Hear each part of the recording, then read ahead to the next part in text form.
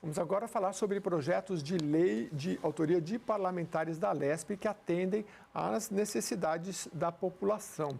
Sobre este assunto, eu vou conversar agora com o deputado Paulo Fiorilo, que já está aqui com a gente novamente. Seja bem-vindo, deputado. Falando o tempo todo de vacina, o senhor já tomou vacina, já passou dos 40? Jeremias, muito obrigado aqui pelo convite. Já tomei uma dose da AstraZeneca no último dia 16 de junho. E agora toma a segunda dose no dia 8 de setembro. Muito bom. A gente tem falado aqui o programa todo, aqui o jornal, sobre a questão da vacinação, e o senhor é autor do projeto de lei 114 de 2021 para punições de pessoas que desrespeitam as normas sanitárias de distanciamento, né? O senhor podia comentar um pouquinho? Claro, essa ideia não é minha, é do Dr. Gabardo, que é do comitê aqui no estado de São Paulo, foi do Ministério. Numa das entrevistas, no momento crítico, ele disse que era preciso que as pessoas entendessem a gravidade da situação e uma das formas de entender talvez fosse prestar serviços em unidades de saúde, não no tratamento daquele que está com Covid, porque as pessoas não têm essa expertise, mas de recepcionar, de ajudar a orientar, quem sabe aí as pessoas pudessem entender a gravidade da situação e fossem mais cautelosas, não se aglomerando, usando máscara e entendendo a crise que vivemos na saúde pública e aí talvez mudando inclusive de posição. A punição não seria uma punição econômica no bolso, mas seria uma punição talvez mais educativa. Acho que o primeiro cara que deveria passar por isso é o presidente da República. Ele devia atender num hospital aqueles que estão contaminados pela Covid. Quem sabe aí ele passasse a usar máscara, defender o distanciamento e ter uma outra postura, né? Vamos ver se essa lei progride, se ela prospera e quem sabe aqui no estado de São Paulo a gente pode ter pessoas aprendendo na prática a respeitar essa situação tão delicada que a gente vive hoje. Deputado, acabei de entrevistar agora um economista que ele está falando como caiu o nível de investimento no Brasil, né? Mas foram números assustadores.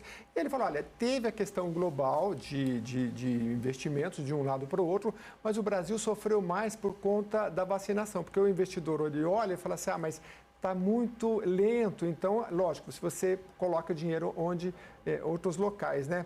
Então, é uma crise de saúde que afeta muito economicamente o brasileiro. O senhor tem um projeto aqui, que é o 370/2020, que assegura indenização para os dependentes em prol dos profissionais de saúde que perderam a vida no estado de São Paulo devido à superlotação nos hospitais, né? Então, vários setores da economia foram impactados e no caso desses profissionais, o senhor tem um projeto específico, né? Que queria que o senhor comentasse. Então, Jeremias, rapidamente, acho que tem razão o economista quando você olha para um país em que há um baixo índice de imunização a partir da vacina, óbvio que ele vai ser muito mais cauteloso para investir num país assim. O Brasil ainda está muito lento, ainda precisa avançar mais. Existe a perspectiva de que até setembro, até outubro, você tenha pelo menos toda a população com a primeira dose, mas nós estamos muito longe do ideal. O estado de São Paulo fala em 50%, a cidade de São Paulo em 50%, mas a gente precisa chegar em 100% e avançar para que a gente possa garantir um olhar diferenciado para o Brasil. Até porque o Brasil é um mercado importante. Agora, é preciso observar que o estado de São Paulo, ele manteve o crescimento, né? A gente não teve uma queda na arrecadação de ICMS, dos impostos estaduais.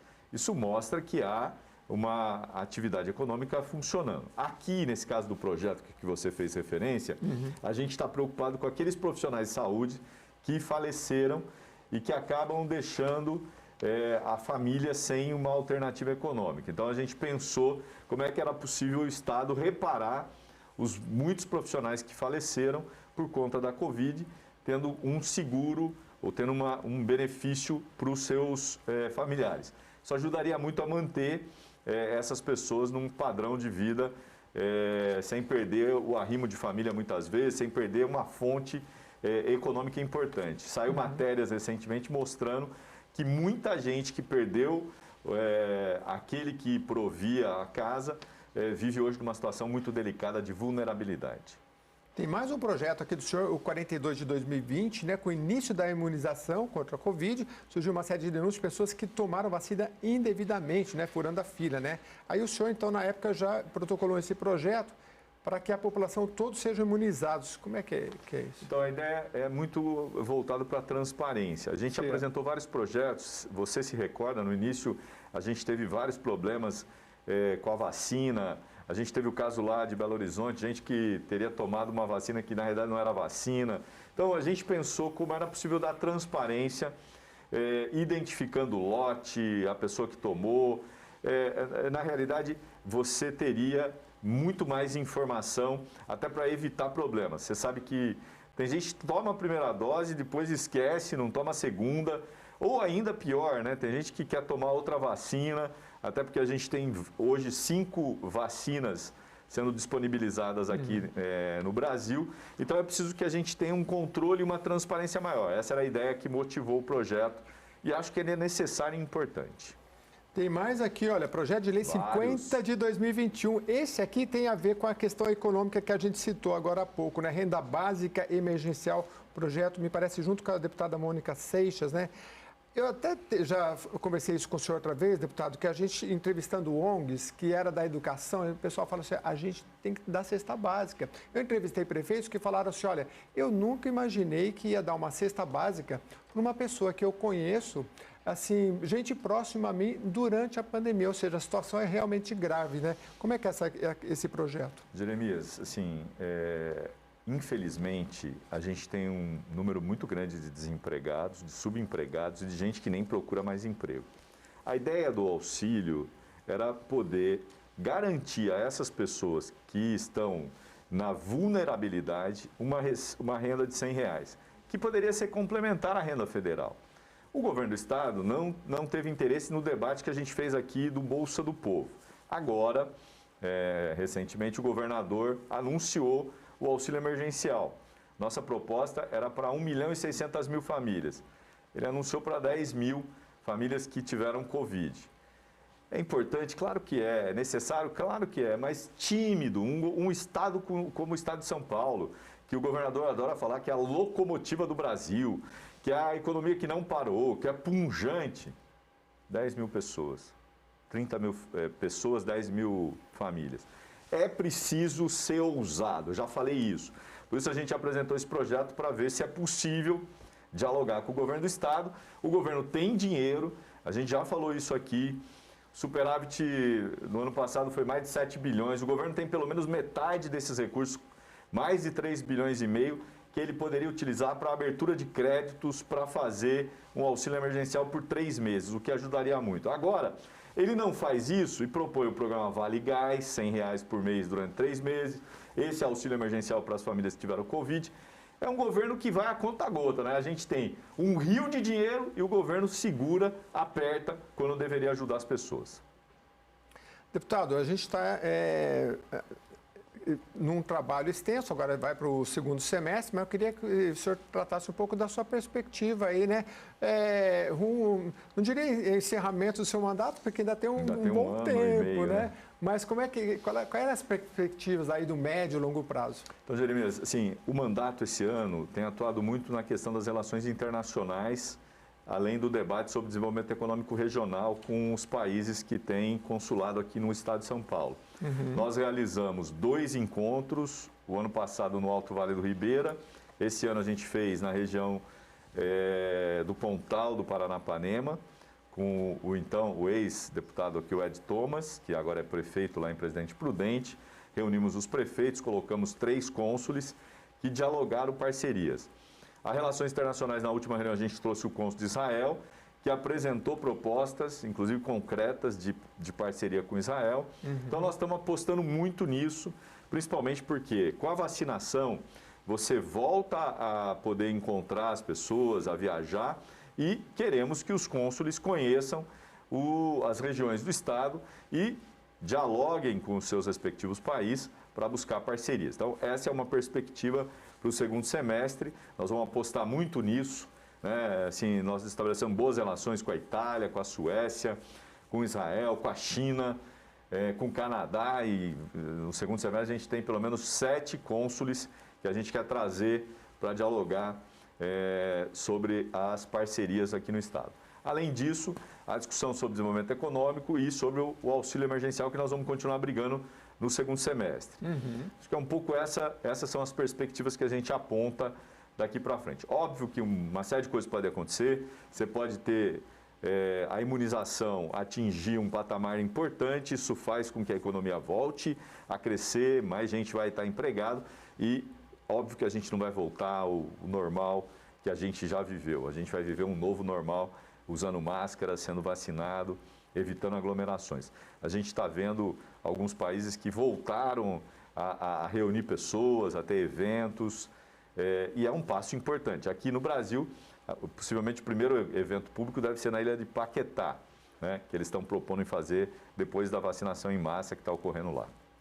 Deputado, nós tivemos recentemente a aprovação da LDO, o senhor acompanhou aí, porque a LDO ainda é lei de diretriz, ela dá as diretrizes para o orçamento que vai ser aprovado no final do ano, né? Participou desse debate, o PT colocou aí propostas? Participei do debate, eu hoje sou suplente na Comissão de Finanças e Orçamento, hoje o nosso titular é o deputado Enio Tato, mas acompanhei porque é uma área importante, você tem uma lei que orienta a elaboração do orçamento, é uma lei que deve compatibilizar o plano plurianual de ações com o orçamento e com a LDO.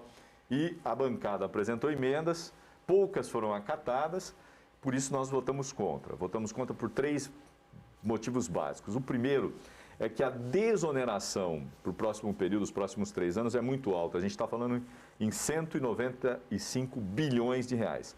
Quando o Estado perde 195 bilhões de reais, quem perde é a saúde, a educação, a ciência, as universidades, a FAPESP. Portanto, nós achamos que é um absurdo. É preciso desonerar? É. Infelizmente, o governo do Estado tem uma caixa preta nas desonerações. Aqui tem uma CPI que deve começar a funcionar em agosto para discutir exatamente isso.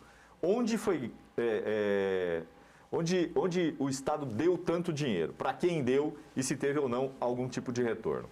Segunda questão que nos levou a votar contra é a falta de detalhes com relação às indicações da LDO. Um exemplo é o programa Vale do Futuro.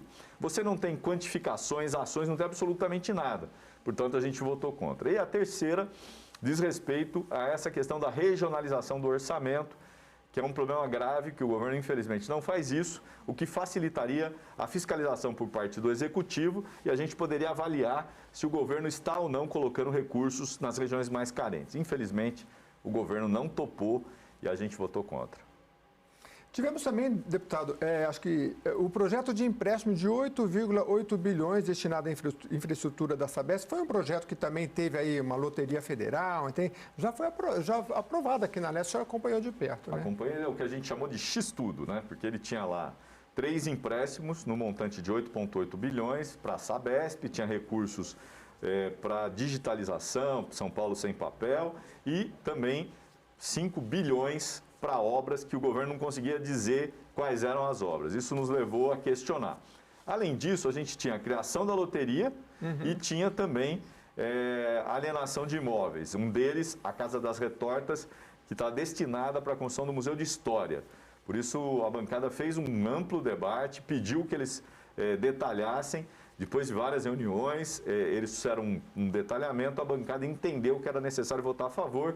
Significa mais recursos para o Estado, para obras que podem ser importantes para gerar emprego, melhorar a qualidade de vida das pessoas. O PT tem uma postura, nos casos dos empréstimos, de votar a favor. Por isso a gente fez o debate e aprovou o projeto junto com os outros deputados. Deputado Paulo Fiorino, muito obrigado mais uma vez por vir aqui atualizar a gente, a população, a respeito dos seus projetos e do acompanhamento bem próximo aí das votações. Muito obrigado. Eu que agradeço, estou à disposição. Muito obrigado. A gente vai para um rápido intervalo, daqui a pouquinho a gente volta, tá bom? Fique com a gente.